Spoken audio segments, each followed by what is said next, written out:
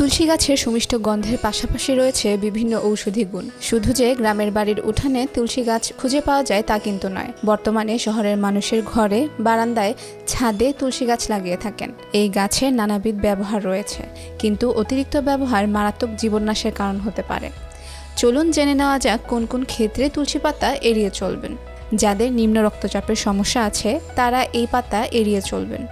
Potassium সমৃদ্ধ তুলসী পাতা বেশি গ্রহণ করলে নিম্ন রক্তচাপের রোগীদের সমস্যা আরও বাড়তে পারে। তুলসী পাতার অনেক উপকার থাকা সত্ত্বেও গর্ভাবস্থায় এই পাতা খাওয়া ঠিক নয়। খেলে ভ্রূণের ক্ষতি হতে পারে, এমনকি মিসক্যারেজও হতে পারে। তুলসী পাতার রক্ত পাতলা করে, তবে যারা নিয়মিত রক্ত পাতলা করার ঔষধ খান তারা তুলসী পাতা খাবেন না। আবার রক্তপাতের সমস্যা এড়াতে সার্জারির 2 সপ্তাহ আগে থেকে এই পাতা খাওয়া বন্ধ রাখতে হবে। তুলসী পাতায় প্রচুর পরিমাণে মার্কারি এবং আয়রন থাকে, তাই চিবিয়ে খেলে সরাসরি তা মুখের ভেতরে ত্বকে প্রভাব ফেলে।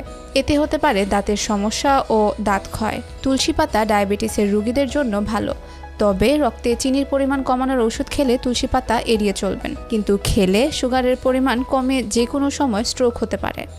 অধিক পরিমাণে তুলসী পাতা খেলে বিভিন্ন ধরনের শারীরিক সমস্যা যেমন লিভারের ক্ষতি, বমি বমি ভাব, ডায়রিয়া, দ্রুত হৃদস্পন্দন ইত্যাদি রোগ হতে পারে।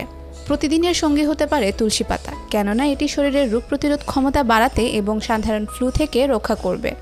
তবে এর অতিরিক্ত ব্যবহার স্বাস্থ্যকে ঝুঁকির সম্মুখীন করতে পারে, ফলে এ ব্যাপারে সচেতন থাকতে হবে।